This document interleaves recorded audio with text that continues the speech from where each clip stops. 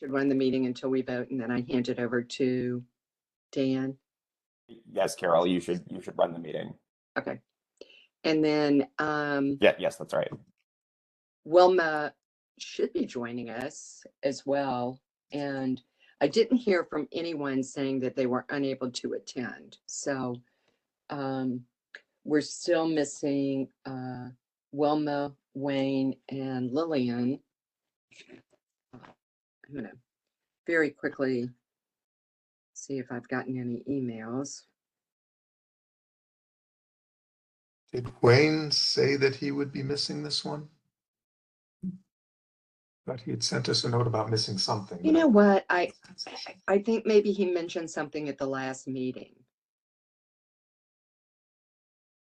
Well, we have a quorum, and we have an incredibly full agenda. So I'm going to recommend that we go ahead and call this meeting to order and get started. So Susan is on vacation, so good for her, taking a few days off. So I will do the roll call this morning and start the meeting. Welcome, everyone. And we'll just go ahead and get started, and hopefully others will be able to join us as well. So for roll call, Dan Rosenthal. Here. Lisa Hotley. Here. Lisa Knoll. Here. Liz DeLaperouse. Here. Mike Nickel. Here. Wayne Flesh. Wilma Smith. Sharon Cookie Mitchell. Here. Lillian Eunice. So I believe we have a quorum, so we will proceed. We have several voting items today. So let's go ahead and get started. Hi, Jamie. Welcome. So we have some minutes we need to approve. And just for point of clarification, we do not have minutes from February because we didn't have a quorum. So we don't have a recorded meeting because we didn't have a quorum. So the minutes we are approving are minutes from January 4th, as well as minutes from June 1st. So I will start with January 4th. Are there any additions, corrections to the minutes from January 4th? I'd like to make a motion to approve the minutes. Is there a second? Second. All in favor? Aye. Aye. Okay, the minutes have been approved. The minutes from June 7th, and Susan and I kind of pull minutes together because we could not find the recording of this meeting. We both were looking for it and didn't have success. So if anyone has any additions or corrections to that meeting, we would appreciate knowing, especially if you look at the attendance. If you are not there and we have you marked as present, please let us know. Do I have a motion to approve the minutes? I'd like to make a motion to approve. Second. All in favor of accepting the minutes Aye. as submitted? Aye. Terrific. So moving along to the business at hand, we need to elect new slate of officers. Dan Rosenthal is our chair-elect, and I think the protocol is to just move into voting on Dan's position, and then I will hand over the gavel. I think it's going to be wonderful to have Dan as our next leader. And personally, I really like the process of having someone for 2 years and then shifting to new leadership. We have such talented people on this commission. I mean, we are so fortunate, and I just think it's a very good approach, and pleased to see Dan move forward. So we had a great meeting with Dr. Page to kind of introduce Dan to Dr. Page and talk about our initiatives, and we're going to touch on that a little bit later. But for right now, is there a motion to approve Dan as the next chair of the Older Adults Commission? So moved. Second. I move. And all Very those quickly, in Mr. favor? Aye. Aye. And then Carol, just make sure that you ask for anybody opposed as well for the record. Anybody opposed? Crickets. Thank you. Thanks, Mac. And I will turn it over to Dan. Thank you, Carol, and thank you for your service for the past 2 years. It's been wonderful to be mentored by you. You're an amazing leader, and I've learned so much. Thank you very much. I think at this time, can we also vote on the vice chair? Do I have so Wilma has been slated to be the first vice chair. Is there a motion to approve her position? Aye. I Second. approve. Second. Okay, all in favor? Wilma Aye. as first vice chair? Aye. Aye. All opposed? Wilma's the new first vice chair. I do not believe, we're supposed to have a second vice chair. I don't know that we have had anyone agree to that position. I'd like to throw it out there to the people on this call to see if there's any interest. And it can be people that have served as chair in the past, and we would love to have someone fill that role and being in this line of succession for after 4 years of me serving and Wilma serving. Any volunteer? Well, we'll have some talks after this call, I think, then we can postpone that decision. So I do have a hard stop at 11, so I'm going to move into the agenda. There have been some proposed revisions to the bylaws that were sent in the packet. Has everybody, I think it was quite a simple proposal. If we look at our bylaws, item C originally said, let's see if I can get the two versions in front of me. Item C, original wording was, at the second meeting each year, reports shall be given which cover the activities, recommendations, and accomplishments of the commission during the preceding year. And the proposed change is to change the word second to the May meeting. So it would read, at the May meeting each year, reports shall be given which cover the activities, recommendations, and accomplishments of the commission during the preceding year. And then in item D, it originally said an annual performance report will be submitted to the county executive by March of each year. And the suggested change is to May each year, and the annual performance report will be submitted to the county executive and chair of the county council by May of each year. I think since our committee of the whole meeting is in May and has been in May forever, that it made sense to make this change. Do I have a motion to approve these revisions?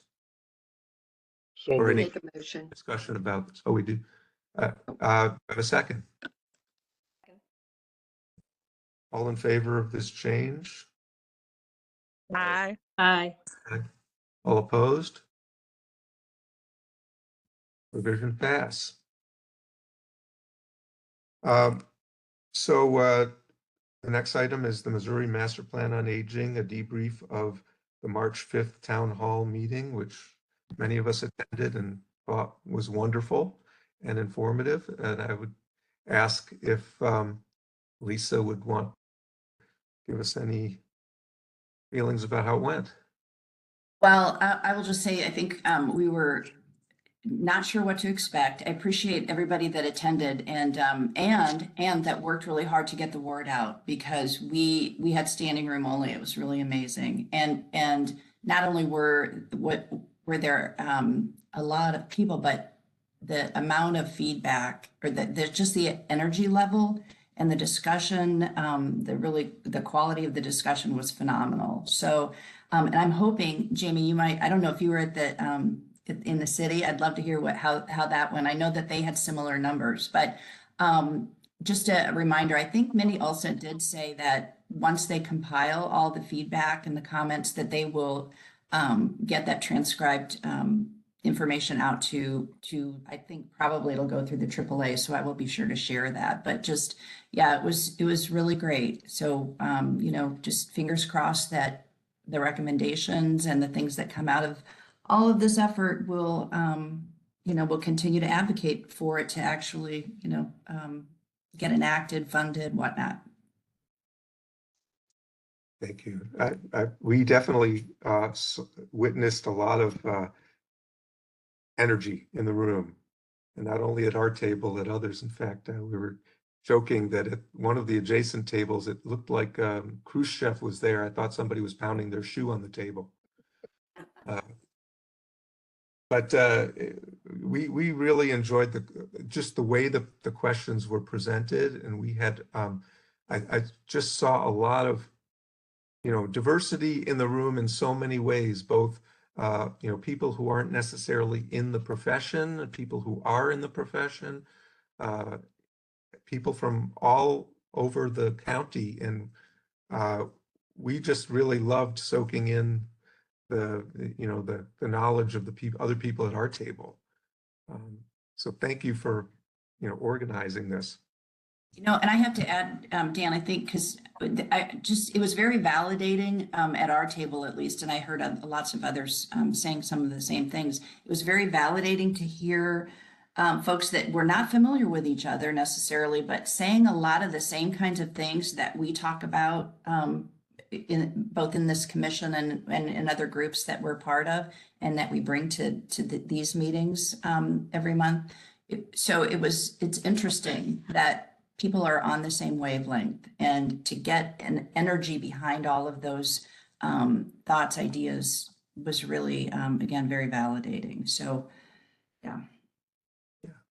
Another piece that I found so interesting was just the having not just cross professions, but and the diversity amongst the table, but also including age diversity.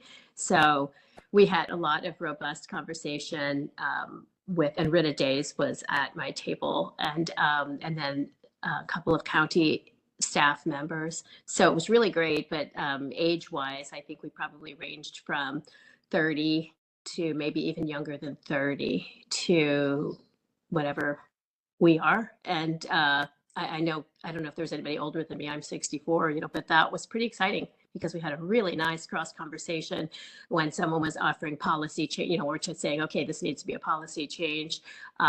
Then somebody younger would, maybe challenge that and say, well, here's another route. So I thought it was really robust. Lisa, did you have any specific goals that you wanted to accomplish, or goalposts that you were looking at?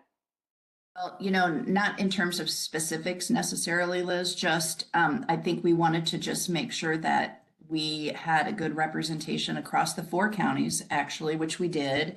And we talked a little bit about this after the event, that because some of them across the state, some of the other town halls were really provider heavy. And so it was really great that we were able to collectively get the word out, and we had a good, I feel like a good cross section of all 4 of our counties, but primarily St. Louis County, both in demographics and age wise and so on. So that was really, I was really pleased about that. Yeah, the city one, good morning, everybody. Sorry I'm late. The city was crowded, wouldn't you say, Jamie? And loud. Uh, and we had to improvise a lot. So I would say the same number, maybe even a little bit more, were in the city. Um, and God love them. We turned around and did a lot of things that had not been scripted. So poor Mindy, she was trying to calm the group down, but they were robust in conversation. So it was a good day. It was a long day, and it was provider heavy um, in the county, I thought, compared to the city. But it was a good cross section, both, at both events. So it was a good time. Well, being a member of a commission rather than a provider, it was really informative for me to hear the providers talk. We had people in home health care. We had people who ran other agencies that I wasn't familiar with. So I thought that was very valuable. Yes. I just Sure. want to do a shout out to commissioners that reached out to their elected officials. Although Councilwoman Days was the only council person who attended, we had positive response from a number of council members who really enjoyed receiving the flyer and saying, "Would you, get the word out to your constituents?" Because I think they're always looking for something. And I know Councilwoman Webb actually wanted both hard copies as well as electronic version because she wanted to be able to distribute it at several of the events she was attending. And then Dan and I were at a meeting at the county council, and outside the county chambers, Sam Page had put it up on this huge screen as the council meeting was starting. So I thought that was a positive as well. So, it doesn't take a lot of effort to do things like that, but I think the payoff is beneficial, both in terms of building relationships, but also getting the word out to constituents who may not have heard about it otherwise. And we still do have the two virtual. I Yes. forgot what the dates are. So we can push that out as well, that there are those two still happening. And I know that and I understand why it was done this way, but if you had wanted more political, people in office to attend, if we had allowed them to speak, they would have shown up. But we didn't want that. No, but Also, Lisa, Dan, I think most of the council, this is Cookie, most of the council people probably couldn't fix their agenda to change because Tuesday is the day they have their meetings.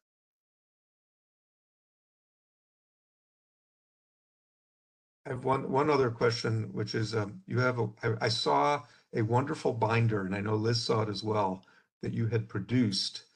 And there were copies, but they weren't being distributed, and we were told that we could glean that information on the on the website. I went on the website and I couldn't find all of that binder information in one place. Is there a location where I can go to download that binder? Yeah, they cleared their stuff out really fast. So I don't know what happened to the binders. I believe they probably took them, but I will find that out, Dan. I will ask them specifically about that and see what made up the binder. I didn't even have time to really look at it, but I'll ask Mindy to because we do have a separate box access through box of all the things. So I'll ask her to send that to us and we can share it. I know there was a lot of demographic data in it, and I would find that very useful in some of my upcoming meetings. Okay. Yeah, I will definitely ask her about that. Thank you. Does anyone else have a comment about the listening session? well, I just want to say that it was just, Lisa, you did a great job of framing that meeting as a way of bringing everybody together. Great. So a lot of hard work. Thank you. Thank you. Can we Dan? circle back to that, that notebook? I'd love to have the notebook. We had a brief conversation regarding overlaying these, the topics of interest with the county CHIP plan. And I know I'm jumping ahead because the agenda has that as the next item. But I would love to have a copy of that for the same reason. I wasn't sure if it was a facilitator. It was sitting at the table, but I wasn't sure who had that. But it did seem to have information that would really help us if we're going to circle back to our CHIP plan now and say, you know, what are we measuring as a county, and then go interdepartmental to be asking questions. I think this would be a huge template for us. Well, that's a great segue into the next item. Thanks. The St. Louis County Department of Public Health found CHIP data. Dan, could I just make a real quick comment? Yes. One of the comments that we had at our table, and I think it's very valid, is people in the community get asked their opinions all the time in focus groups, and then they never hear anything else from it. And so I think it's really good, as Lisa said, they're going to be coming back and providing the information to the people about what they learned and so forth. But then I think we really owe it to the people then to continue having these conversations about once the plan has been passed, how we're working toward it. Like this should be continuing communication so that people don't feel like they're giving their opinion and then it just goes on deaf ears. That was a comment that we had received. So what is the plan as a follow-up? Is there a way that we plan on, or that the state plans on distributing this information? The only thing I know, and Jamie, you might have heard differently, the only thing that I know is that once they transcribe all of the listening sessions, that they will send it back out through AAA channels. And then, you know, we're free to share that. And then in terms of, and then somehow it's to be integrated with those recommendations that came out of the 7 work groups. So I don't know. And I heard, I think maybe the fall, and I could be conflating that with something else, but I think that's when all of that will be tied up together and then with final recommendations. And they plan to send all of what they find back to the subcommittees, the work groups that we're working on. So we're to receive that according to our committees so that we can glean and also fortify what we're working on. So that is another step, and I think that's actually the next step, and to then let everyone hear about it, the communities hear about it through the AAAs. And I don't know if they were talking about having another town hall or if they were going to just send it out through the AAA network. I wonder if we should just make sure that when the results are back, the findings, that we distribute it to the same channels via our council people, so that anybody that does want to share that information. Otherwise, as I understand it, there's no way to know exactly who was in the meeting and what role they served. So we don't know how to really reach them to make sure they understood, or that they have access to the outcomes other than just public channels, right? This is Sue, and I'm sorry I was unable to make it. I had a medical issue, but if there is a compilation of what went on, I think all of us have different networks that we reach out to, and it would be great to have that data so we can share it with not just people who are on our commission, but others that we have in our network. I'm assuming with the scope of what was recorded, the turnaround time may not be, I mean, there's a lot to go through.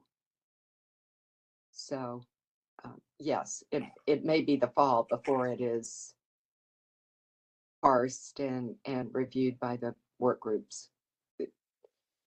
Is that what you're thinking, Lisa? That's what I recall hearing. So, and I think it makes sense, just like you said, Carol, with the scope that we're dealing with. Yeah.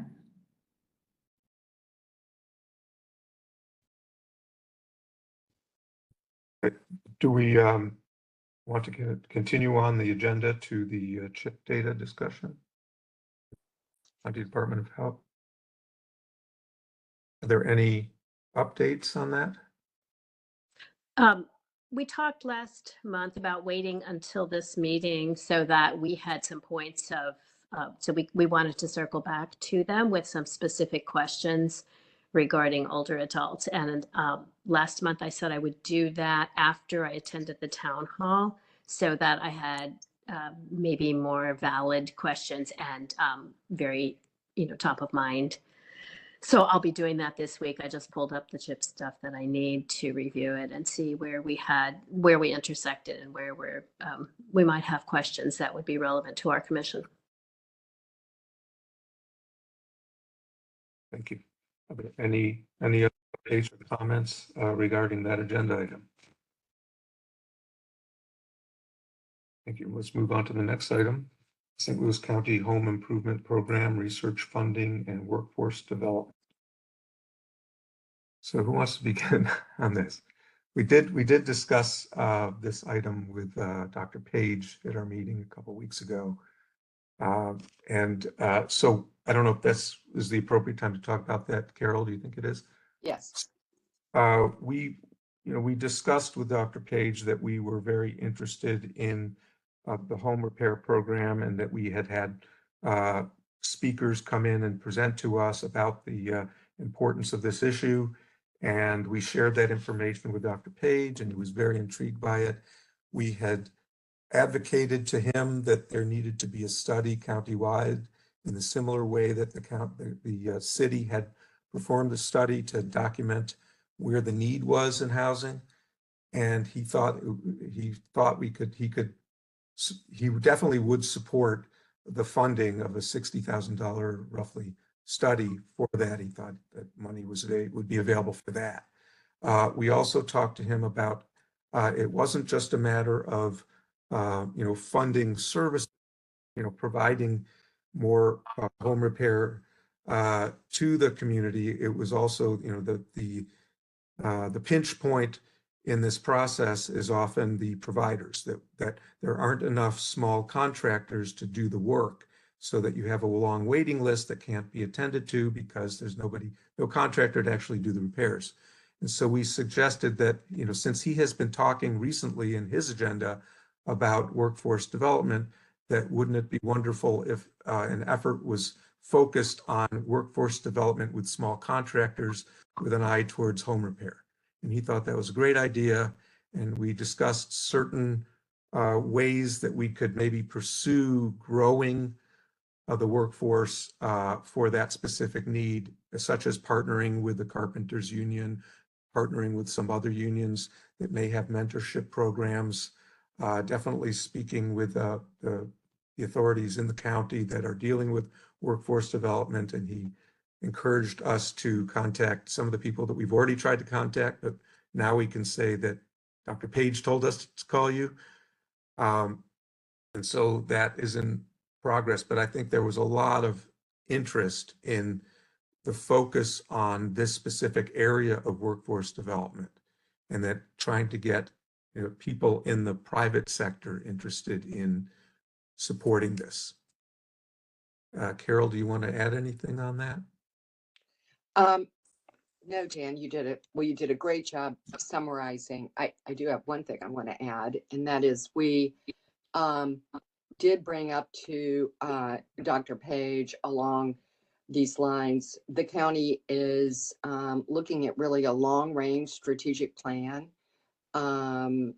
which is something they haven't done in a number of years. And we said, someone representing older adults really needs to be at that table. So we turned to Dan and said, Dan, will you be at the table? And earlier this week, Dan got his official letter of invite. So I think kudos and applause Yes. all the way around. And Dr. Page was very complimentary of the commission and the work we're doing and the way that we are focusing on very specific problems and looking at those issues as things that we can tackle and having success. So he had a lot of positive things to say. And I think the fact that he so quickly agreed that older adults need to be represented around that table was just a huge step forward. So Yeah, so this is this is the comprehensive plan that the county does about every 40 years. So it's an enormous effort, and I am now on the steering committee of that comprehensive plan. So he's I think he takes older adult issues seriously. And so many of our mission, age-friendly communities overlaps with this comprehensive plan in so many ways.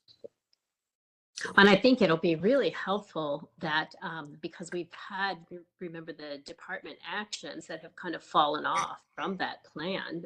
There was no follow-up plan to that after that 3-year implementation was over. So this puts it front and center again as part of the strategic plan.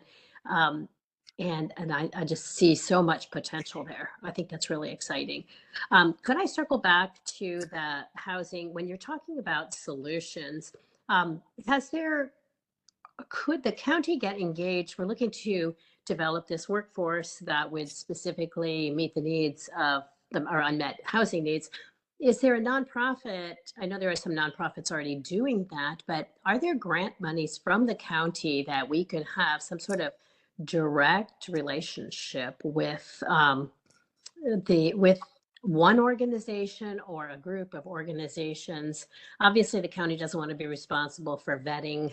I know it can get really complicated from a legal standpoint, but I feel like that money could also be somehow supporting housing in a much more direct manner.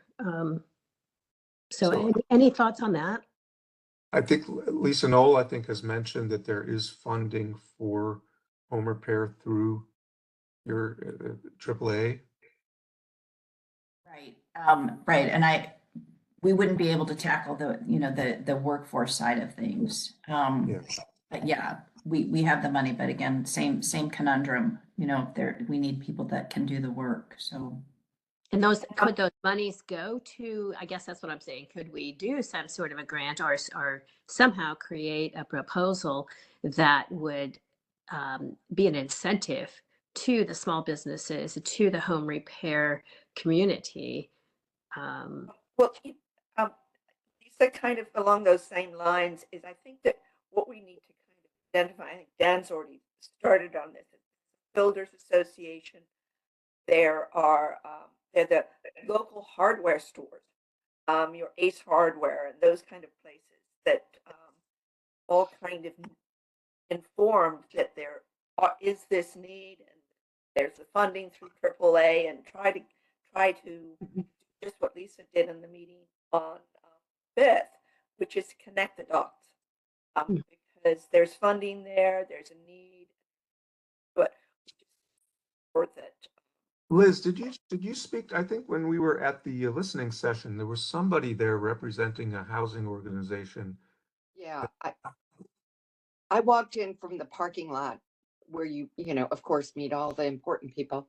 But it was a young woman attending, and she was from Housing First, and I do have her card. I don't have it in front of me right now, but I will look at that again because I mentioned that this was an area of concern, and she goes, this is something, she would like to talk to us further. So I think there are numerous not-for-profits out there that are in this sector in some form. Habitat for Humanity. Yeah. So, and I know, and Jamie could speak a little bit to this because the senior fund in the city has specifically set aside funds for this endeavor. I know one is in, is it College Hill, College Park, which has been pretty successful. So Jamie, do you want to shed some light on this issue? Yeah, absolutely. One of the things that I was gonna say is you should tell Dr. Page that it was the senior count funds that was able to help pay for that report, just to remind him of why it's Well, valuable to have in the county. We did. In fact, we broached that subject with him. Good, good. And his response was the same response we've heard many. Yeah, he wants a new building. We want a new building. One of the things that we are doing, we have a grant open right now, is we have combined and merged our housing and economic security grants together, and it is our largest fund. It's our largest grant other than oral health that we have. And what we've learned from the report and also just doing this is that as a funder, we kind of create more of a problem in that we fund all these different organizations. And so it becomes very difficult for people to then figure out where they have to go to get what type of service. So one of the things that we're really hoping, like some people will do, repair like minor home repairs, like screen doors or lights, and other people will do roofs, and other people will do, anything in between. And so it's then consumers have to call all these different agencies to figure out who's doing what. And, so one of the hopes that we have is that someone will apply to kind of coordinate this home repair network as a grant. So if you know anyone that wants to apply, put a little bug in their ear. That's what we're looking for. So anyway, just thought I would mention that. That's, you're looking for somebody in the city, Jamie? They don't have to be in the city, they can be in the county, but that they would do some kind of, the work would have to be coordination of home repair programs, with predominantly, maybe starting in the city, that it could be expanded into the county. Because it has to serve residents of the city of St. Louis, since it's taxpayer dollars. That's the only problem. That's why we need a senior fund in the county. Jamie, there's a group, and I'm forgetting the name. I'll have to look it up. That does that specifically for veterans. And their whole focus is repairs and things for veterans. I wonder if that wouldn't be the last name of the guy was Felker. Liz, I can connect with you maybe after the call and just Okay. if you could email me the contact, I'd love to reach out.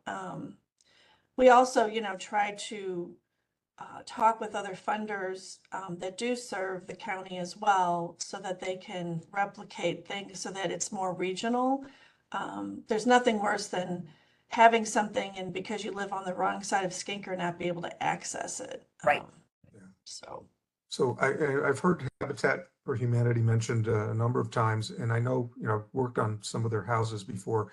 They're typically building new construction, for families. So I don't know if they'd be interested in this. I mean, there's definitely overlap, and they definitely have access to a lot of the contractors that could do this work, but it's not their niche market. So I think I got to reach out to somebody just to at least have a discussion.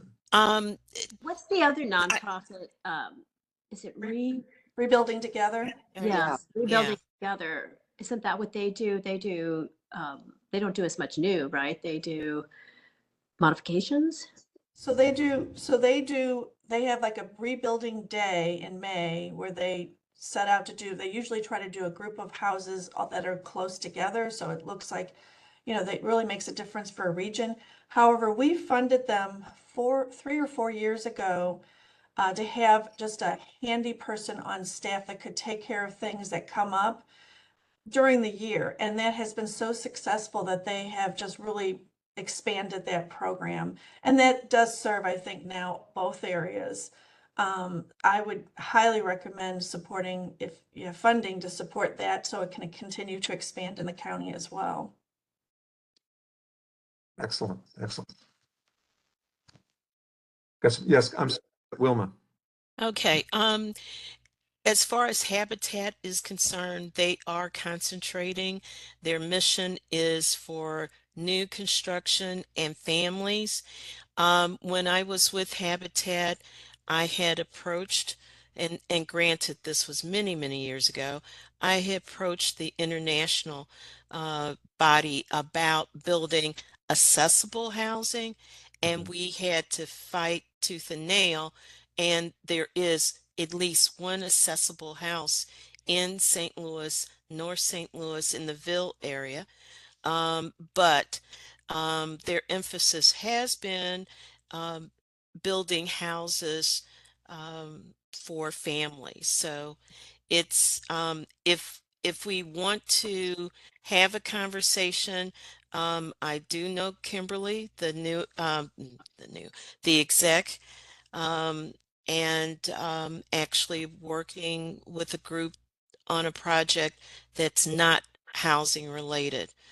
So, and don't forget, the habitat is primarily volunteer, um, and having the different disciplines to come in and help is a big thing with them. Thank you. I see Susan Wharton's hand is up. Yeah, the St. Louis Realtors Association also has a rehab day. I'm not sure exactly how you apply for that, but they have a program where they have volunteers that come in and do rehab. The other thought that I had is kind of a little off the wall in the sense that most realtors have handymen and contractors in their back pocket to call on to do certain things, you know, for repair and get their houses ready for market or whatever. And, you know, it might be an issue of getting paid, how much they charge per hour. That might be a detriment, but I think reaching out to maybe people in the St. Louis Realtors Association, that they might be able to, you know, provide you with people who'll be interested in joining something like this. Thank you. And, any more workforce development or improvement program questions, or move on to the next agenda item, universal It design? looked like Cookie had a message in the chat. She said, "Have we spoken on Healthy Homes / St. Louis County?" We have not. That's definitely a component of it. So when you talk about healthy homes, you know, there are a lot of things that have been in, especially older homes, that are definitely not considered healthy. That includes lead-based paint, that includes asbestos, that also just includes poorly maintained mechanical equipment, and as well as, and something that came up in one of our listening sessions was a discussion about just, you know, vermin and bed bugs and all sorts of things that are, you know, people who deal in the home health sector are witnessing so many infestations that need to be dealt with as well. So I think that's a really good point and should be part of this home repair discussion. It's hard to have the home repair discussion that's not centered on the whole population. So when we're, you know, talking about funding, because any underserved household, you know, should be able to get support. So as we're looking for specific help with older adults, that becomes even, I guess, more difficult to say, how do you serve just this population? And I don't know that we can do that, but I'm thinking there are conversations that are happening probably elsewhere that we're maybe just not a part of. Yeah, So, I don't know that we should be just asking for money for just this population. I think it might be a better strategy to say, this is a problem, no matter what your age. In the same way that universal design implementation doesn't say, we need this because I'm older, or we need this because I use a wheelchair. We say because everybody has areas where they could use assistance. You're much more likely, I think, to get successful funding if you have that broader approach. yeah, we yesterday in our discussion around table, we as we talked about the housing situation, we talked about how interwoven that is with well, just the whole aging in place, but the transportation piece of it, and that, you know, you're not able to go to the store maybe and get your vermin killer or whatever. So if you're homebound or low income, or you're not in a safe neighborhood, so you're not able to go out and take care of many of those things yourself. So that safety net for older adults, I don't know if I feel like there should be this extra layer of safety net for older adults who don't have the same either mobility or transportation, however, whatever subcategories we want to look at with our 4 primary focus areas. So having a program specifically for older adults, someone that knows how to come in and develop that trust. I love that liaison position that Jamie's talking about. That seems to me to be key, almost like a CIT training program, only this is about housing. I've been called multiple times, for somebody saying, hey, there's a neighbor in this area. I've reached out to Susan. She's given me names, and older adults won't let somebody in their home. And so the house is falling apart. The steps have rotted. They could apply for assistance, but they won't. And that's not universal. I guess maybe it's more likely with older adults. But anyways, I felt like that there should be this extra little piece that could make it much more personalized for an older adult who doesn't have that trust and the ability to check things out, go Google. Maybe they're not able to Google for reviews or something like that. So that's all I'm looking for, is some sort of liaison position that would sort of filter and assist older adults. Thank you. Wilma, your hands up. Yes, to go along with what Lisa just said was that it's important to also know that we need to have some type of rapport, because there's so many areas in both the city and the county that are basically redlined, where there are contractors that will not go into the area because they fear losing equipment, safety of their staff, and their work group. So remembering to not only for the older adults, but also making sure that there are tradespeople that are going to be mindful and willing to go to areas that they may not be familiar with, that they've been told to stay away from because, you'll get robbed. Mm-hmm. That's a good point. And to add to that, Wilma, what we would also like to see is workforce development and outreach in with minority groups, because it's very difficult and scary for our older African American residents to see young white men coming into their homes as well. They feel very threatened by that as well. And so it just, but you're absolutely right. It's very difficult to get some of these people to go into areas where they've been told that, it's too scary and you don't want to work there. And so then these people don't have access to these resources. How do the churches, what do the churches play much of a role in this area? That would seem to me to be a group that they're in the churches are in all the neighborhoods. They know everybody. That's some way we can access that network. I'm not aware of any organized efforts from faith-based organizations. I was just thinking, Jamie, the behavioral health, the Aging and Behavioral Health Council. So that took 2 silos, behavioral health and aging, and brought together agencies to have conversations. And they were, learning about one another. This, does every area that we're looking at this point, transportation and housing, is that something that needs to happen, where these 2 silos, so you've got the home repair community and then you've got older adults, how could we get them talking and see how we might create a more direct route to repair or to funding? I think we have challenges in the county that we've been able to mount in the city because of the seniors count, and because we don't have it it's a much greater challenge to get the funding focused on older adults. I think it would be easier to get the funding focused on the general problem rather than the specific demographic. Does anybody think I'm off base here? I mean, if we can't get seniors count approved in the county, how are we going to get funding for these age-specific programs?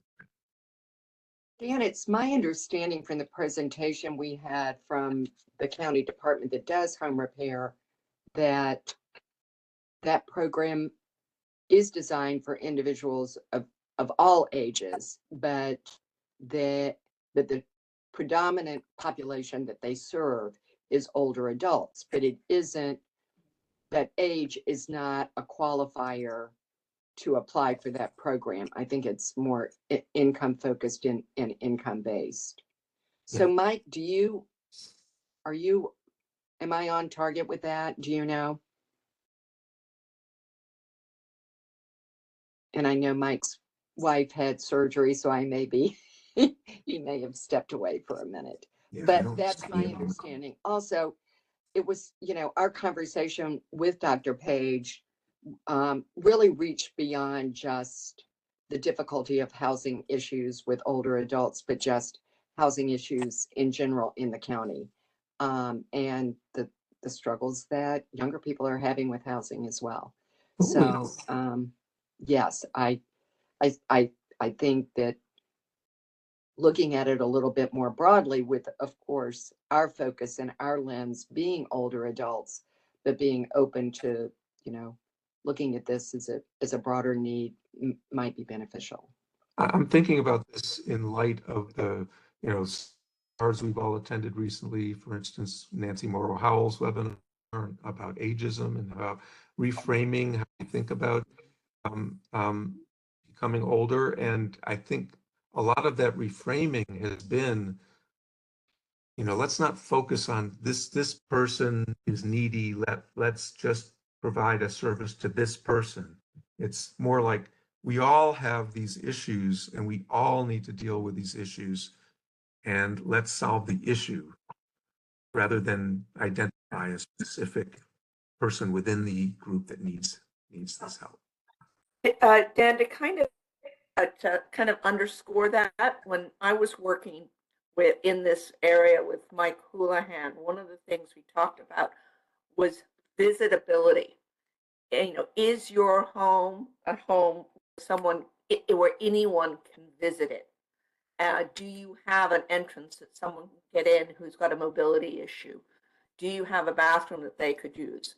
And kind of that was the way we were able to broaden the lens, was to say that all homes should be visitable. Yes. So that's a good segue into the next discussion on universal design, but I see that Cookie has her hand up. Do you want to say something, Cookie? Thank you. I was going to suggest, I have thought about it before, but the mission town hall that Lisa Knoll done, it just brought it more closer to my thinking that in these communities, and I'm not going to use especially Spanish Lake, but most of North County, maybe they ought to have more mini meetings, I guess would be a name, in their communities on letting these seniors know. When I say these seniors, including myself, know where help is, and what can be done, and almost just like at the town hall, because it probably would have been more people, but due to transportation, and I think Lisa for that, trying to make a way for people to come. Maybe they ought to set up a monthly place in the communities where they discuss this with the seniors. That would be maybe getting more acquainted with them, making it seem more real to them, and value, knowing that their participation counts. That sounds like such a great idea. And Dan, with you being on the strategic planning committee, these conversations, we might not have the solutions, but if we're throwing the challenges out there and able to, be listening for this, and then, you're at the table, I find this, I'm just really excited about the fact that you're at the table, because these are the types of things we're not equipped as this commission, as an advisory commission, to do a lot with this information. And so it's going to be getting that information to the people who can. And so I just really appreciate that you're on it. And I think Cookie's thoughts, again, it's all part of that bigger mission. So I love housing, transportation, all of these things that we discuss, that you'll be that voice at the table. Well, that's why I'm furiously writing notes at every one of our meetings, because I hope to bring that to them. I think, as a representative of this commission, my role at the table is to present issues related to age-friendly communities, just to make sure that everybody's aware of those. So let's move on to the next agenda item, which is another important one, in universal design. So Carol and Susan Orton and I attended a meeting recently, Lisa Clancy and other representatives of the Commission on Disabilities, as well as the Home Builders Association. And what was the agenda at that meeting was the Home Builders Association would like to avoid having a mandate requiring that all new construction have universal design components within them. And their response is, we would much prefer to have our sales force trained to present universal design options to people coming in for new homes, and that we would present those options and they would be selected by the new homeowners on a voluntary basis with the associated costs that they would have to pay for those upgrades. And we countered that, saying, unless this brochure and this program were highly developed in a way that encouraged people to incorporate items that are fairly easy to incorporate at a very low cost, and that needs to be presented as well. What originally the Home Builders Association was just going to have a list of upgrades and say, which ones do you want, and then work out the cost later. And we said that really wasn't good for us. That what we prefer to have is something similar to what you see when you look at restaurant reviews. How many dollar signs are associated with that restaurant? You want a hamburger or do you want filet mignon? And so there are certain things associated that are really beneficial to people, like just raising the outlet, the electrical outlet off the floor to 18 inches. You know how much extra that costs? $0. You can just do that. So if we can have this brochure developed and refined, that we would be willing to consider that in lieu of this mandate. And what was presented at the meeting and before the meeting was, is it Prince George's County in Maryland has just approved an ordinance requiring that all new construction provide specific universal design tactics in all homes. You can get waivers for that, and there are loopholes, but in general, it would require wider hallways, wider doors, more accessibility in bathrooms and kitchens, also a whole list of items.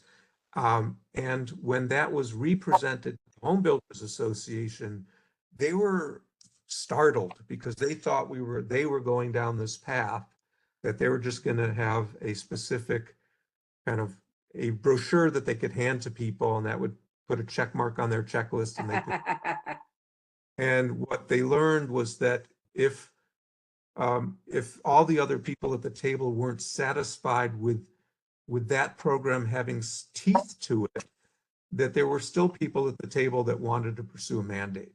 So I think that's given this group some leverage to negotiate what actually gets agreed upon by the Home Builders Association.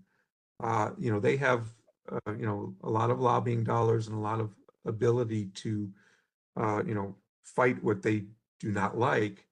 And right now we're in a position where they I think, are willing to negotiate what they feel like their members are willing to provide. Susan, do you have something to add? Yeah, you're doing a fantastic job, Dan, of in telling us what went on at that meeting. But I want to make a little follow-up on the Prince George's County. I know that the Home Builders Association presented some sort of a blurb from a paper, from a DC paper, nixing exactly what we were saying. And Cheryl Rose, who's the chair of our task force, just got a rebuttal back from from DC. I can send that to you, Dan, for you to look at. I was copied on that. Oh, you were? Okay, good. So you saw that. Yeah, and so essentially the Home Builders Association was arguing that even in Prince George's County, this isn't going to happen very much. It isn't going to be very impactful because it's an anti-development community, and they're trying to use this ordinance as a way to decrease the amount of development in the area. And Cheryl found another article that really contradicts that.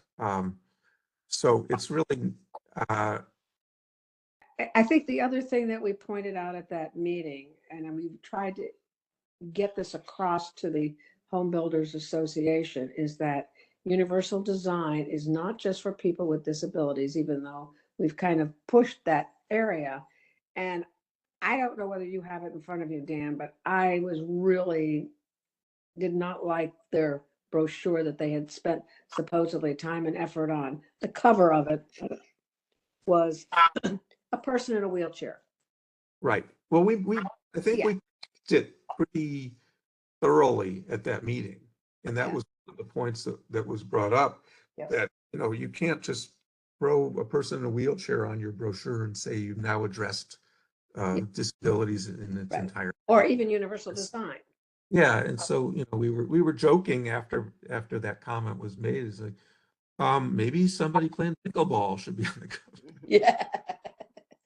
But that's a really good point. And it was, I think, a very tense meeting beginning, but I feel like we came to some common ground towards the end of the meeting, and that they were willing to refine and revise that brochure and to add some of the things that we suggested. And I think they know that this mandate is still out there. And we're meeting with Lisa Clancy next week. I saw that. Cookie, I see your hand is up. Cookie, you're probably on mute. I'm sorry, that's a mistake. Oh, okay. I didn't know it was still up. Thank you, Dan. Thanks. So, I think, this is an ongoing discussion. I think the home builders membership is really afraid of any sort of mandate being passed. And I think this is a wonderful opportunity for us to increase what gets provided, what the end result will be. And we did we made that, Susan, that universal design isn't just for one small demographic. It benefits everyone. And we made the point that the goal of this is to increase the accessible housing stock within the county, just in general, because it isn't just the person buying the home that benefits.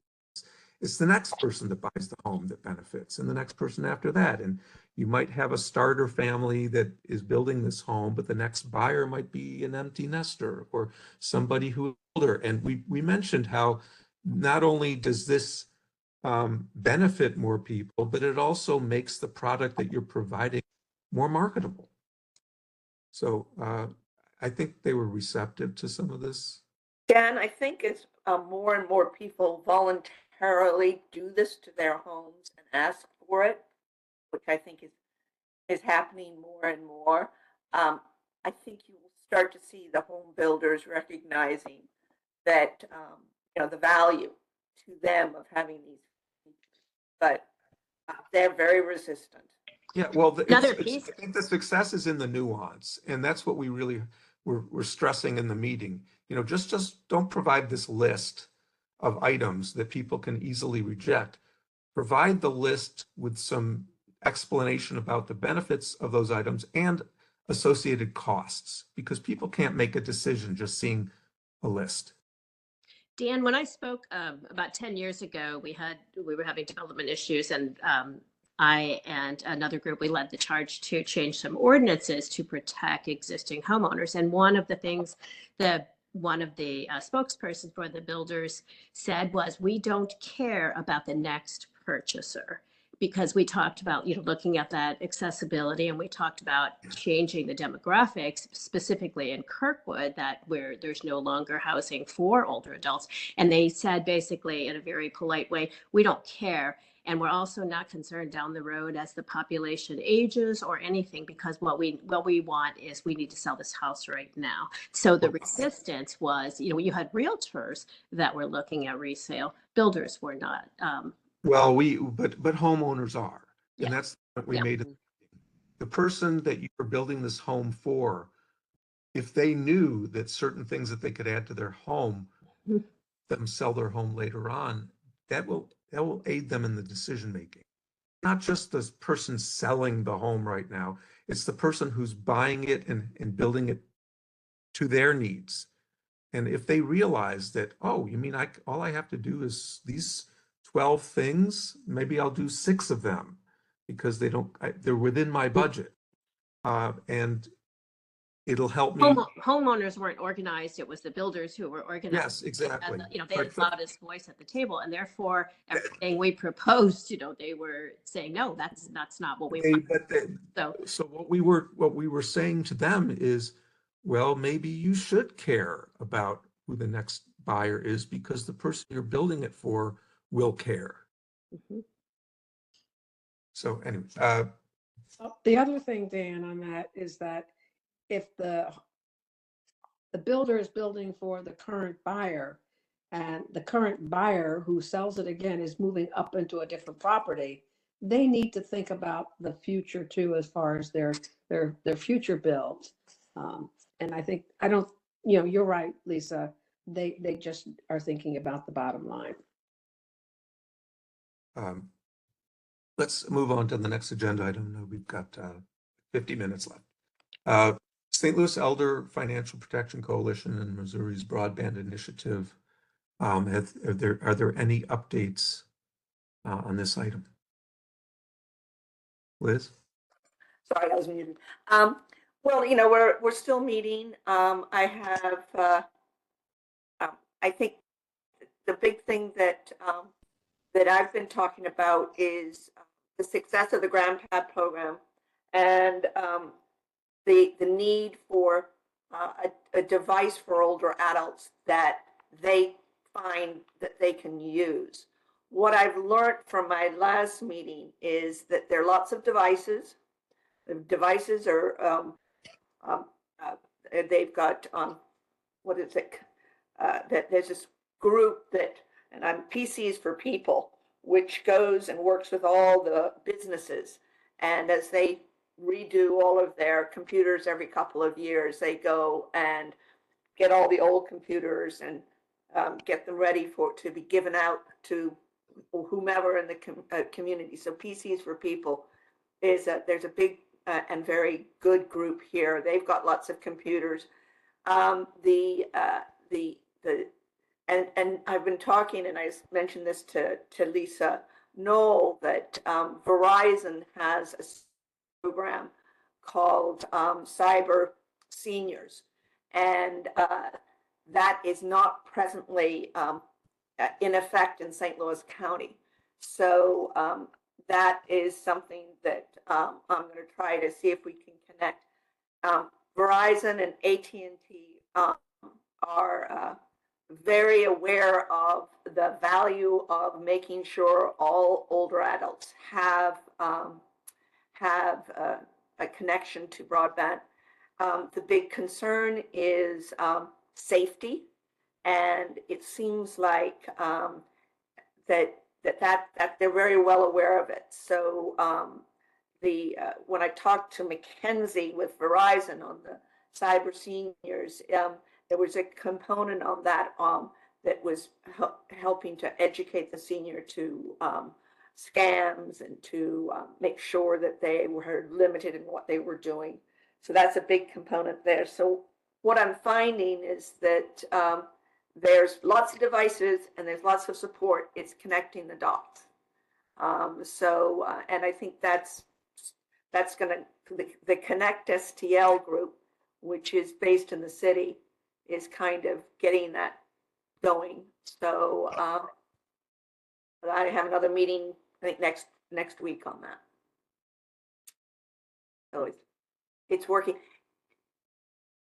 Jamie, who are you?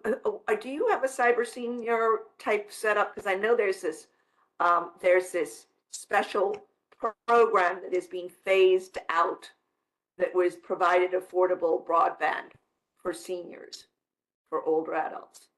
No, not, we don't. Affordable- Who, Liz? This is a statewide program, ADP or something, that automatic, anyway, it's being phased out. So all of these organizations are trying to figure out how to address the fact that this is going to be, that the funding that was there to provide broadband for older adults is being phased out. No, I'm not Okay. familiar with that organization. Have you worked with like the Centers for Independent Living too? Because they've been, one of the things that I find really interesting is that when we were trying to move the Heritage House residents out of well, they got displaced and were unhoused. Most of them were older adults and others were people with disabilities. And trying to get them rehoused and applying for housing, a lot of the time you have to do things online. But anyway, the point is we found some people that really needed access to computers, but computers that were, and phones that were user friendly. And I was thinking of the GrandPads program, and but even any of the things that they needed, like microwaves and clock radios and things like that, we were working with the Centers for Independent Living, because just like the Society for the Blind and Visually Impaired, they have like this apartment set up, and they're in every county, and they have funding to be able to provide devices, whether they're phones and computers and all kinds of things that are meant for people that maybe have low vision or just very simple types of devices. I think it would be a good group for you to connect with. Yeah, no, I think great group. That was one of the things that what I'm finding is that that there's PCs for people. There's Just Used, which Just Used is all about refurbishing. That's the phones and not just the PCs. And then the libraries were a big connector for all of that, but also community centers. So anyway, so it's all there. It's just trying to figure out the best way to get the devices to the need them, and then to follow up with training and support. And apparently that's one of the things that Cyber Seniors does, is it has a whole group of volunteers who go in and make sure that if you're having trouble with your device, that there's support for them. And those are all volunteers. Well, the SILs would also help with training too. So another group to look, maybe I'm they sorry, can, which one was? the What was that? Centers for Independent Living, they call them the SILs. I can write that down.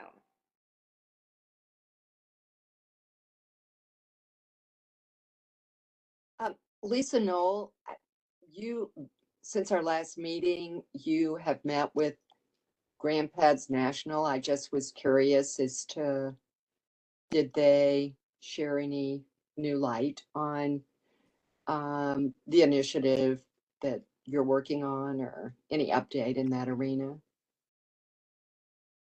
Yeah, they are very eager to, especially now that WashU is involved, and I was going to kind of go into this a little bit in my my update later in the agenda, but I'm happy to do it now. So actually, the WashU researchers were there as well, and so we talked a lot about functionality.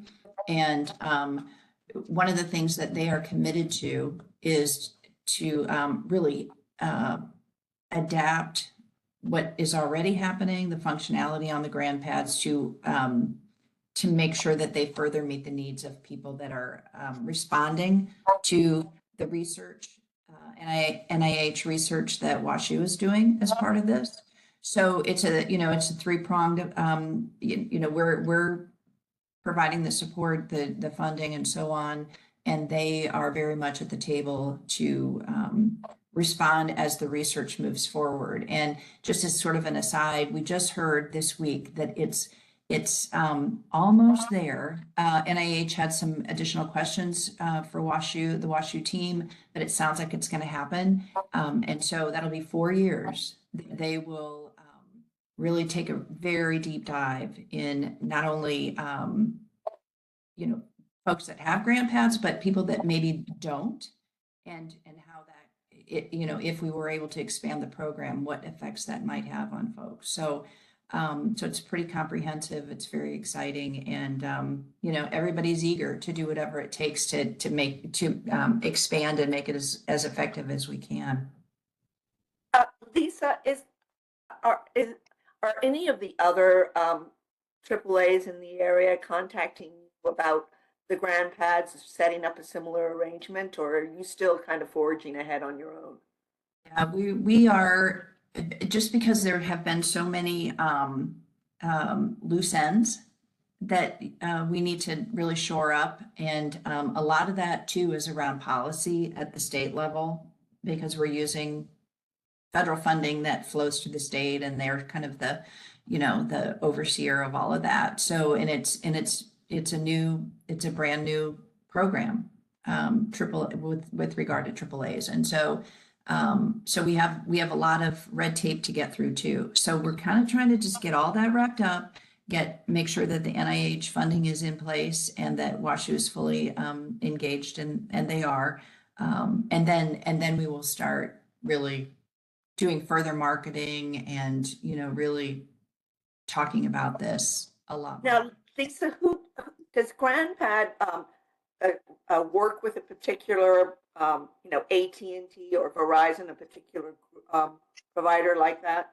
Yeah, I think they have 3 providers that they use, and I am not, I just got a notice that my battery's running low, so I'm going to have to run and get my power supply. But yeah, they've got several providers. So depending on geographically where they've got folks kind of coalescing, they will, ask the different providers that they use. So I'm not, we haven't really gotten down to brass tacks with that yet, Liz, but there are options. Yeah, I'd be interested to know who they use in St. Louis County, because that might be helpful. Just because I am talking to Verizon, if they are already doing the ground pads, then there's no need for the cyber seniors. Yeah, I think they are actually, and we I should have come prepared with this, but we actually have talked to on the side a couple of providers through Aging Ahead that have kind of semi-committed to help with the effort. I don't know that they do really, the scope that we need, but every little bit helps. And I think the more and more that we can demonstrate the effectiveness of this, which is the WashU piece, it's really critical. Then, the hope is that we will have other partners that join in too, because, everybody wants to be part of a winning project. Absolutely. And as I've said on several occasions before, the one person, a group that is not at these meetings is healthcare. I feel that's a huge player that should be more engaged.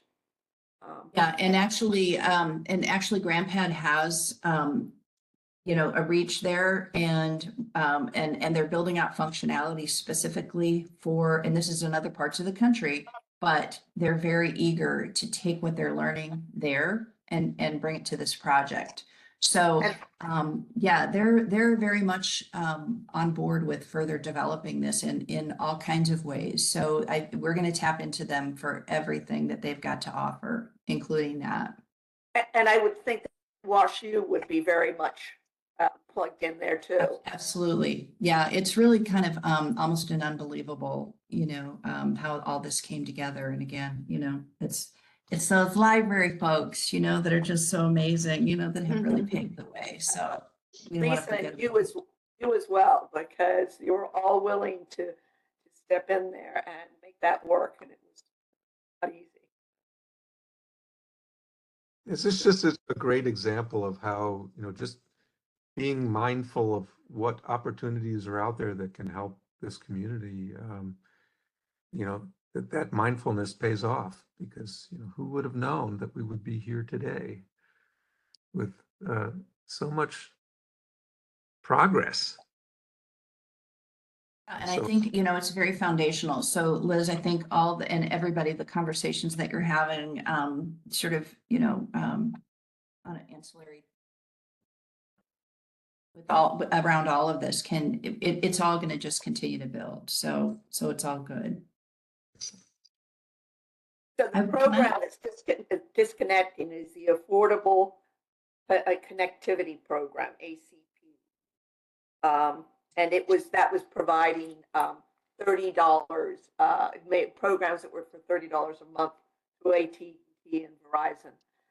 And so they're trying to figure out some way to fill that gap, because right now they're not accepting anymore. I will find out who, and I again apologize I didn't bring it to this meeting, but I will find out who's been reaching out to us. And one of the things that we've said to them, one of those providers, is that we need hotspots. So find that out.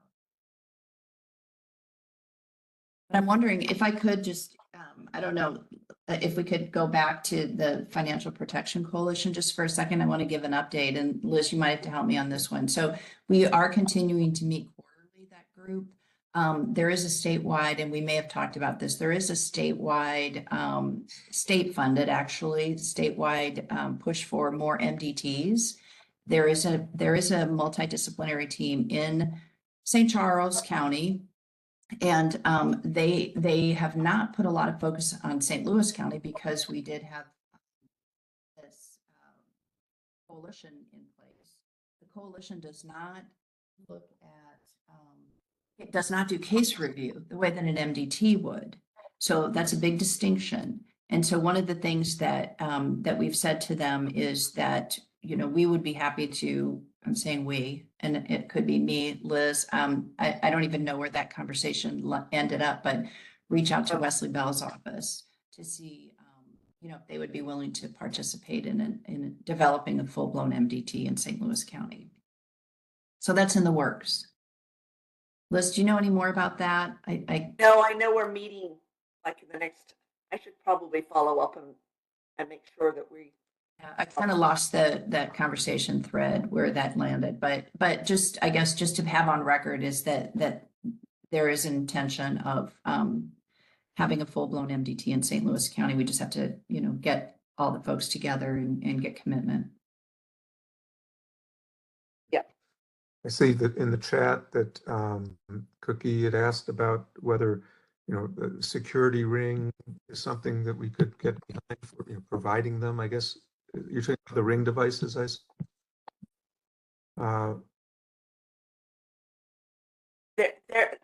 That was a kind of a conversation that we had actually at the meeting yesterday. The town hall was the positives and negatives of all of the devices, because on the one hand they are are protection, but on the other hand they're also a reduction in privacy.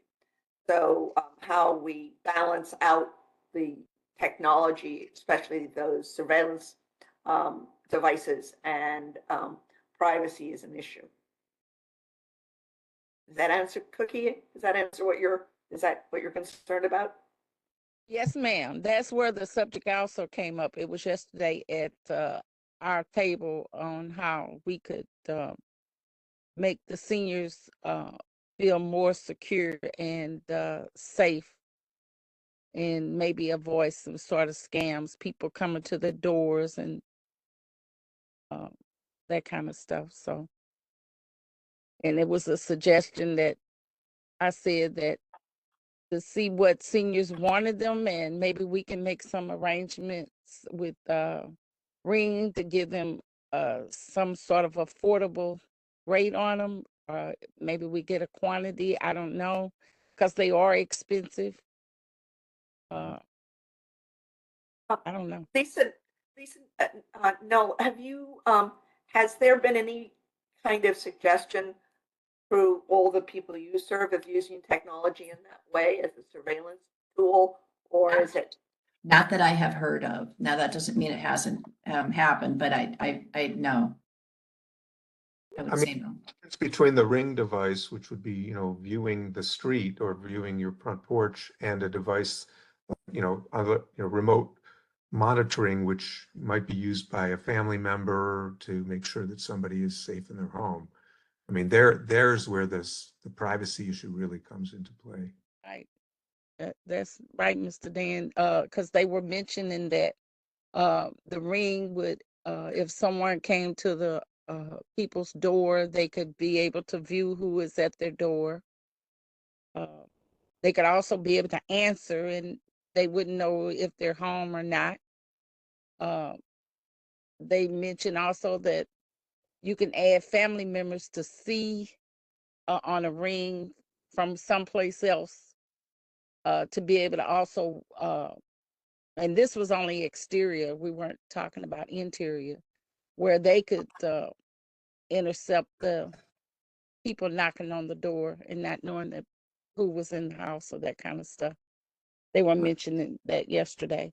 It says something about you can add up to 100 people on a Ring doorbell. I'm sure no one needs that amount, but the people could see, say you could see your mother or whoever is at the door, and you can intercept a call. It was just a conversation as how to make seniors feel secure. I have one myself here, and a lot of times I don't make it to answer, but my son or my daughter will answer the door, and they're not even here. They can see who comes in and knocking on the door and that kind of stuff. So. Yeah, no, I think it's worth pursuing this discussion to see what sort of funding source might be out there. In the same way that GrandPads required, kind of a coalition, a partnership of groups to be able to advocate for it, what would be necessary to advocate for something like this? Because it's definitely addressing a need. It's a different need than social engagement or social isolation, but it's definitely addressing the need of safety and security. I mean, the technology is opening up all sorts of areas. I know there are neighborhoods or near me where the neighborhood associations are putting up these surveillance at the entrance to the neighborhood. It's capturing every license plate coming in and out, and that has been very, very helpful in solving and then later on preventing crime. One of the issues with these devices is that they need to be maintained, and for instance, the batteries run out. A lot of these Ring Rings doesn't have too much batteries. of maintenance. Like I say, I have one. You have to charge it, the battery, or you can get an extra battery. So when that one is running down, you can interchange, charge one, and you don't lose any time. Right. But the Last person year I has to be fell able out to. in my yard, and it was my daughter happened to catch it. She seen me falling, and they stay way in North Carolina, so that was a great help to me. Excellent. I mean, yeah, they're definitely of great value. I'm just wondering, in the way that GrandPads comes with a concierge service where somebody is helping you, through the technological issues, who's going to help the individual when they need to change their rechargeable battery because it It's a tiny little screwdriver and a tiny little screw, and not everybody's going to be able to do that. So you'd have to make sure Yeah. it's part of it. Yeah. Well, mine don't have to change mine. It's wind, I'm just saying for the one I have. I know they have later models, and mine is probably an older one. Mine is wired to my doorbell. Oh, excellent. And the doorbell being wired helps it charge. Rarely do I have to pull the battery out, but when I do, it's just a matter of sliding it down and putting it on a charger like you do a phone. Mhm, mhm.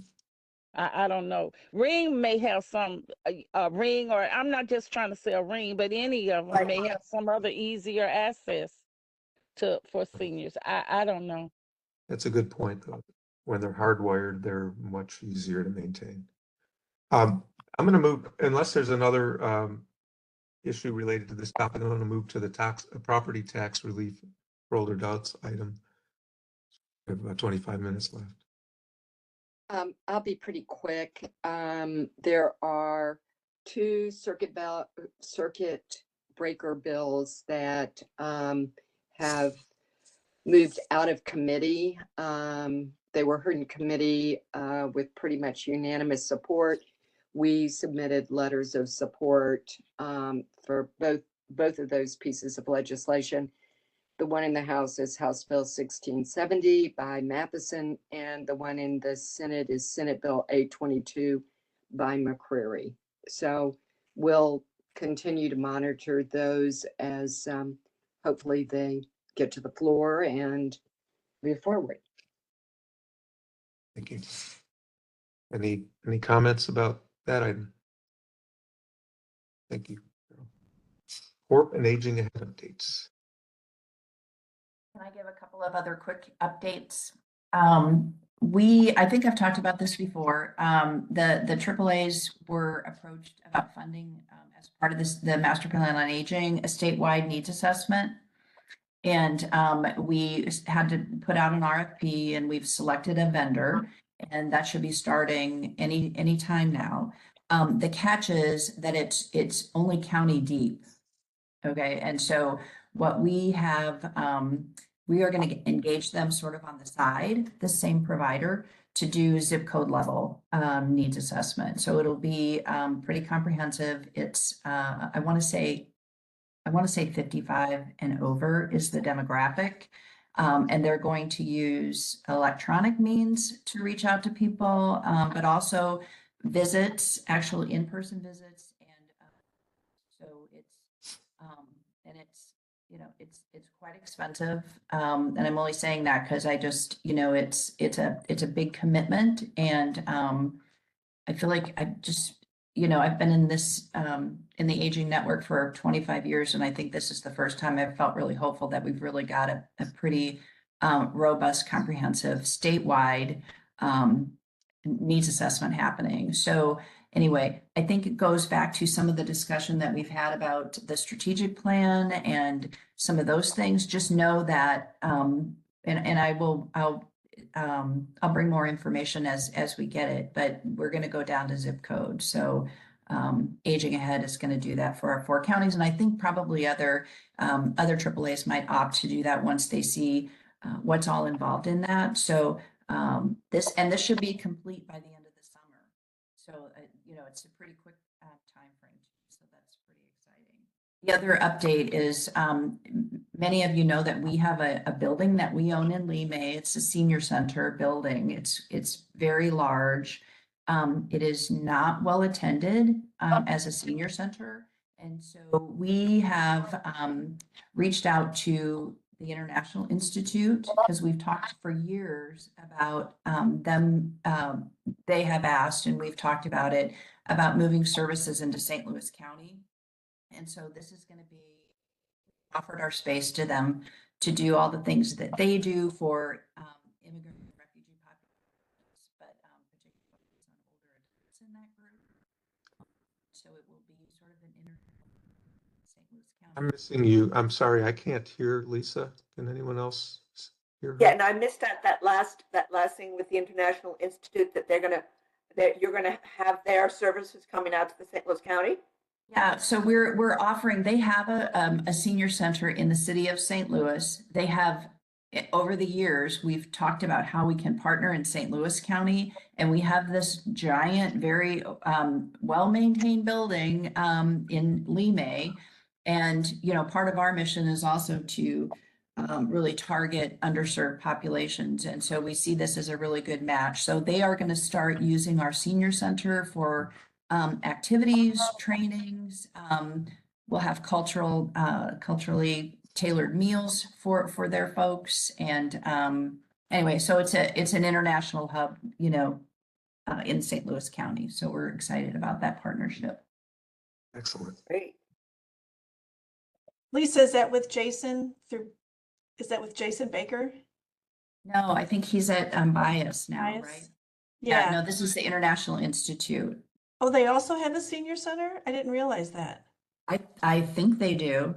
Maybe I might be conflating these, Jamie. So Oh, that's okay. they do, and it might not be called a senior center, but they do a lot of programming for their older adult immigrant refugee populations because they're not entering the workforce. They become very isolated as other members of their families go into the workforce or the kids go to school and they start learning you know, language and so it becomes isolated. So we wanted to really target those older adults that are in that. You're fading in and out, please. Sorry. Okay, but that's all I had. Thank you. Thank you. Lisa, Carol. this partnership sounds great. Is this for individuals 55 and older through the International Institute, or will they be serving younger individuals as well through that program? I think we're going to start targeting folks that are really eligible for AAA services too, because then we can bring that to the table, whether it's again those culturally tailored meals or caregiver services or whatever the things are. Super. That's exciting. It really is. So that's all I had. Thank you. Thank you. Next agenda item is goals and commissioner champion assignments, something that we started to talk about at last month's meeting, but since we didn't have a formal meeting and you know, we didn't have a quorum, we kind of tabled it. And it was just some brainstorming about, I mean, we are doing so much as a commission. It's really kind of shocking how much we have on our plate.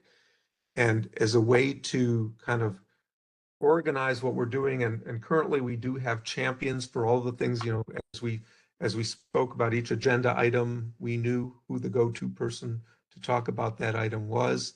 And I'm just thinking about ways to formalize that so that as we add tasks, that we do have a champion for those tasks. And that it's not only a way of being accountable to what we hope to do, but it's also a way of engaging every single commission member on the work that we're doing. And so, you know, I've talked to Carol about this before we had last month's meeting, and I just want to read out some of the items that we have been dealing with, and make sure that we do have somebody's name associated with those items.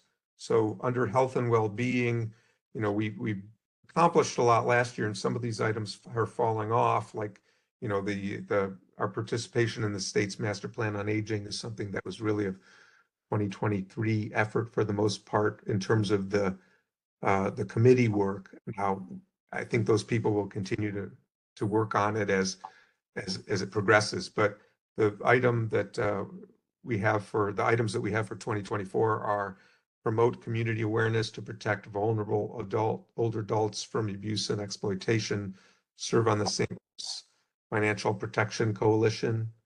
And so is that something, Liz, that you are going to continue? Both Lisa, Noel, and I are on that committee. Okay, excellent. Is there any other items under health and well-being that we should be adding as a focus this year? We should probably include the CHIP plan and just the whole health department, our relationship with them. Okay. Well, Yeah, we I didn't listed hear, under another. Yeah, we have. I missed that last piece. I'm sorry. What was Lisa?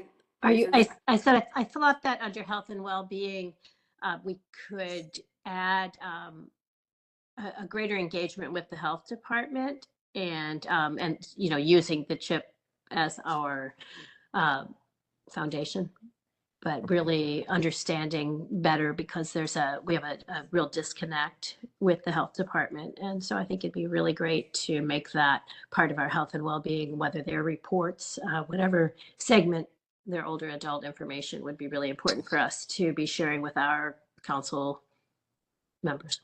Excellent. And Dan, under that should be that the GrandPad collaboration study with WashU. That's going to be.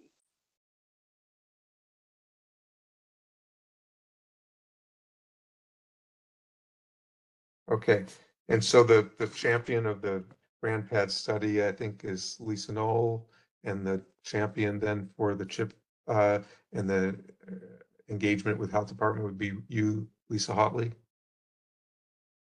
Okay. And Excellent.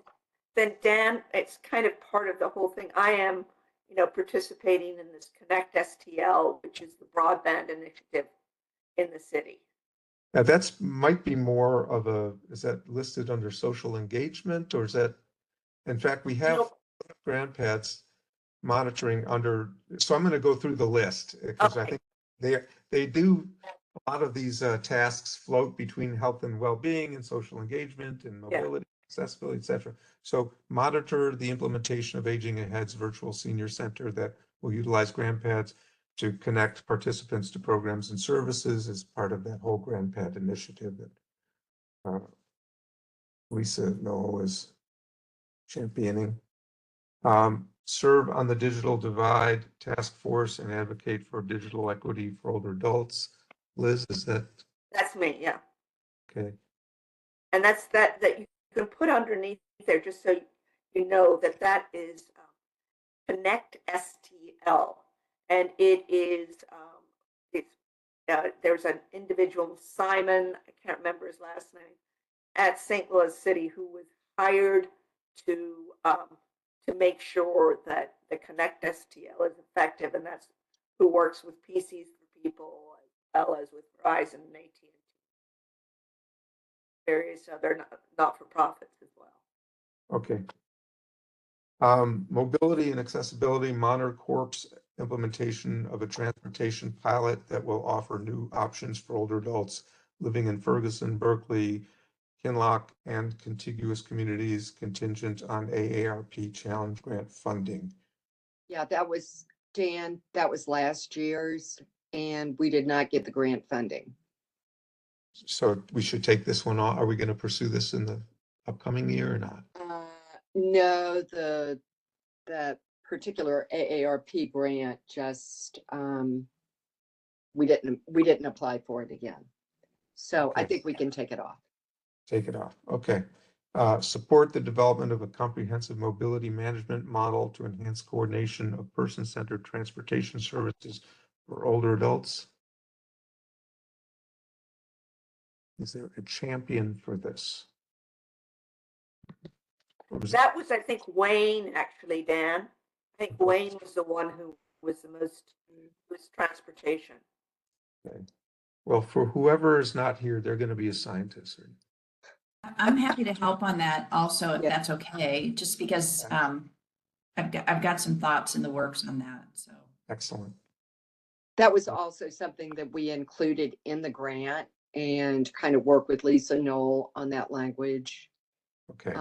But so I think it's probably doable, even though we didn't get the grant funding specifically for that.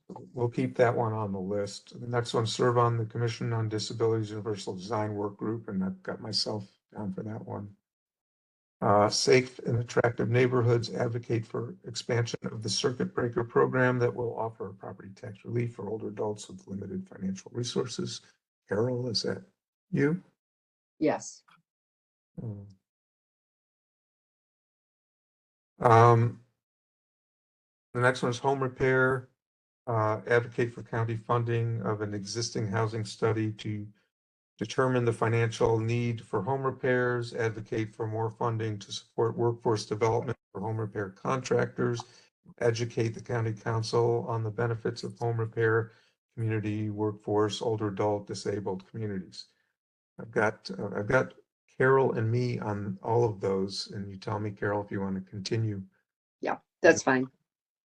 And again, if your name hasn't been mentioned, please reach out to me after this meeting and let me know where your interest lies. And I want to make sure that if either to help the people that are already assigned to pursue some of these efforts, I think it's always helpful to have help, but also if there are any efforts that we have not identified that we really should be thinking about, let me know and we can expand this list. It's a pretty aggressive and challenging list as it is, but I think we can handle it. Well, Dan, I would like to be on the health and well-being. It goes with what I do and professionally and as connection with health in general. Excellent. So of the two tasks under that we identified, promote community awareness, to protect vulnerable adults, and the other one, the CHIP plan, engagement with the health department. Should I put you on both of those? Yes. Okay. Yes. Okay. Thank you. Dan, do you have an outcome? We have these as goals that we're engaged. What do we do with this information? How is this beneficial to the county? Do we have a plan for that? Is it that we would report for the annual report, or how do we see? Yes. Okay. Yeah, I think all of these items, I think we did this as well last year in our CRW, that we identified what we were working on. We reported on our progress on those actions. So we would continue to do that. Okay, thanks. All right. Again, I encourage you to think about things that we could be doing that we're not doing, or just where you can help. New business. Annual report to the county executive and members of the county council and presentation to the committee of the whole. So that's coming up in May. So what do I need to be starting on? Well, the structure of this is Susan is a real help with this. Since inception, there is a fairly extensive written report with a cover letter written by the chair. And I can certainly share cover letters that I wrote the last 2 years with you, Dan, and everybody should have a copy of those. Yeah. And then the plan, basically, we want to make sure our bios are all up to date. So maybe Susan can send out the old bios to make sure that those are current and relevant. And then we summarize key achievements. Susan actually goes through and lists every meeting with highlights, 1 or 2 sentences of what was accomplished during those meetings. And then we also include what our goals are. That's why this is a very important document, because that's included in the letter. For the last couple of years, what we've also done is then extrapolate this and kind of, because that's a fairly long report, and put it into a PowerPoint, I think with 5 or 6 slides. And that is what we present to the county council, the committee of the whole. So next steps are to schedule a date to get before the committee of the whole. Susan usually requests that, although I think we have a pretty good relationship with Councilwoman Webb. If if we want to do that directly, I think that would probably be okay as well. And then decide how we want that presentation to be structured. Yeah, Carol, that was, as you remember, that was built on, we actually just templated the format based on Commission on Disability because that was their format for their committee of the whole report. So it certainly doesn't need to be the way it's been. We had just kind of done that as a template. It's really easy to take that information then and just update it. We update, basically inserting new, fresh information and goals. The PowerPoint is new the last couple of years, but if anybody sees anything that needs a fresher look or that needs to be a format from some other committee, I've never looked at, when we originally did the format, we looked at 3 or 4 different ones, and this seemed to be the simplest, considering most people aren't really reading it. That overview with 1-page overview, and then we use the cover letter to spotlight some of the key successes. But certainly, if there's a better way, we could certainly consider that. I brought up, I guess both times I did it, the whole piece where you do the summary of meetings, because it's fairly extensive, and I question, is this being read and is this relevant? And it does require going back through the minutes and extrapolating out what were the key components of what was discussed at a particular meeting. So I question, since we're really providing a lot of good summary information, if that was necessary, but I throw that out to the group and also to Mac, in terms of, I don't believe it's required that we do that, and how do people feel about that section? So I'll just hop in because you mentioned me. So as Yeah. to the format of the report, it is up to you. And then obviously what is requested of you by the council for future years. If they say, hey, we need this, then that would be the requirement. But that is not required now. So that is up to you as to the extent of what you want to put in your report. I think the reason we did that initially was because the minutes weren't being recorded for the first how many years. And so we actually have minutes now that, review each meeting if anybody were really interested in that. Whereas in the beginning, when we started this, that's why those monthly, we had no recorded minutes. We had minutes, but they were not recorded anywhere. I So think maybe- also a lot of what we were trying to do was to communicate how much we were, how active we were as a commission. Right. I just question, because it is about 10 or 12 pages long, and I just question how many members of the county council are actually reading it. Yeah, that's a good point.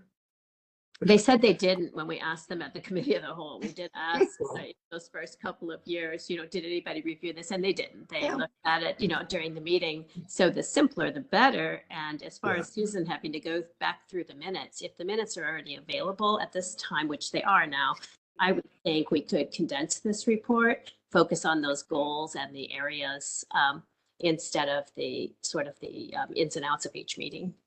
I think so. And I also think that if there's a way to encourage more council members to attend that meeting, that would be useful.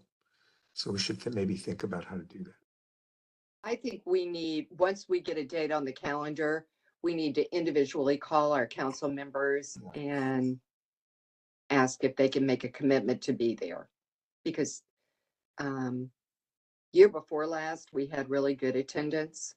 And last year it was pitiful. And for the amount of time and effort that goes into writing the report and doing the presentation and us all showing up, it's nice that they're there. And So Will, I see your hand is up. Yes. Could we reference the meeting where a topic is decided or discussion so that it's not as time intensive for the council members to potentially read it, but they would be able to have a reference point. Good point. Idea. I'm going to move on to, is there anything in the last 2 minutes from the senior fund? You're on mute. You're on mute. Sorry about that. I just wanted to let you know that we've been dealing, like I said, with these 2 emergencies, both at the Heritage House and the Northview Nursing Home. And as a result of the Northview Nursing Home, and I'm sure you've been reading articles in the paper about how the company that owned it, they moved their Medicaid funds away from the care of the people towards their other businesses. And so anyway, we were fortunate that we were connected by Kathy Greenlee to a national organization called the Consumer Voice. The Consumer Voice was set up by, for those of us that are old enough to remember, Ralph Nader in the mid-70s. And it's a watchdog, a national watchdog organization for nursing homes. They actually have a grant that's coming out. It's out now, actually, and due the middle of this month. I was hoping that the state ombudsman would be the lead on this grant. They don't feel comfortable doing it. So we're very fortunate that Voice is going to take the lead on the grant. It will be a grant to 2 states. It doesn't come with funding, but it does come with the the Consumer Voice's assistance in helping to develop policies at the state level so that this type of thing doesn't happen again, that you can actually see how those payments are being made to their other companies and what it's for. So for example, this particular company spent over $5 million on office supplies in 2 years. It's a lot of office supplies for a nursing home, don't you think? So anyway, we're very excited. We've gotten a grant reviewer from Missouri Foundation for Health. The grant is due this middle of March, and we'll keep you posted on how that goes. I've been emailing the Consumer Voice. One of the things that they did say is they're only choosing 2 states. They're hoping Missouri applies, and they're also looking to make sure that the state who's getting a lot of press around this would be high on their list. So I've been sending them every article as it comes out as a reminder that, you know, we would be a good choice. And then the other issue with we are looking at doing an after action report on both of these issues, because one of the people that we're working with is Andrea Jennings Jackson, who was the former head of the Department of Human Services for St. Louis County. She is now the executive director for the regional response team. What we found with both of these emergencies is there was no one to take the lead. It didn't fall under what you would consider a typical emergency. So the Red Cross wasn't there, but could have been.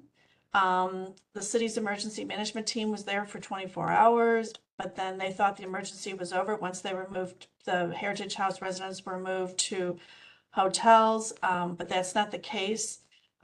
So anyway, we want to do an after action report and identify, you know, identify where the holes were and possibly bring these groups together, because affordable housing is a huge issue for older adults. Like I said, many of these are retired teachers who were paying rents like that were $600 and $700 and $800, and to try to find them affordable housing was very difficult because they made a little bit too much money to be able to get into senior subsidized apartments.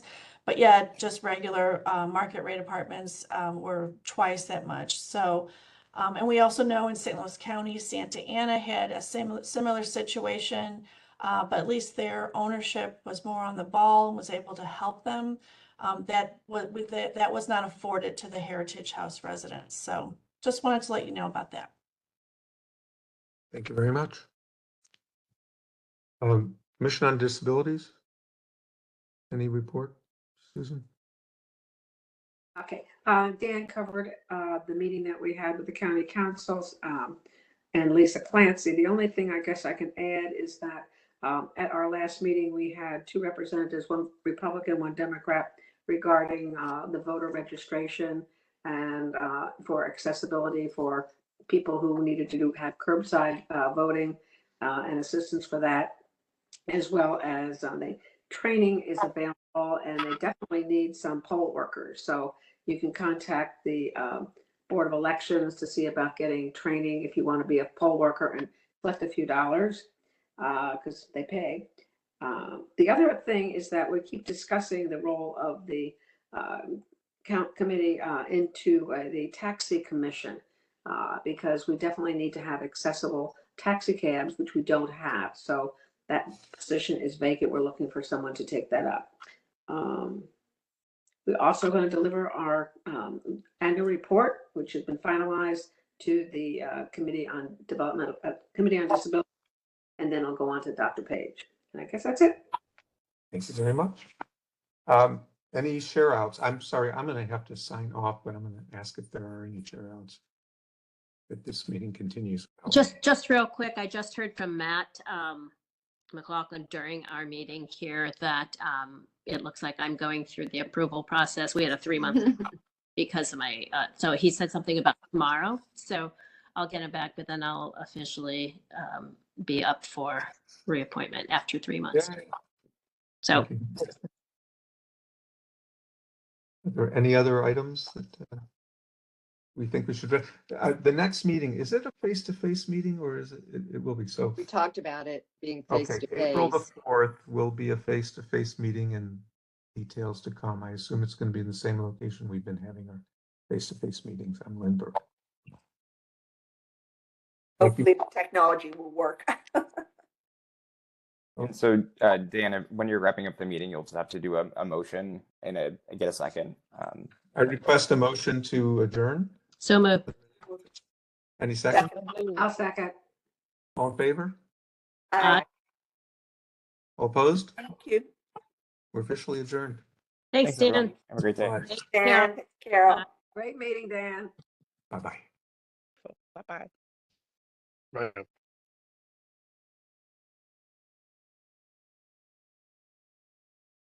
That's right.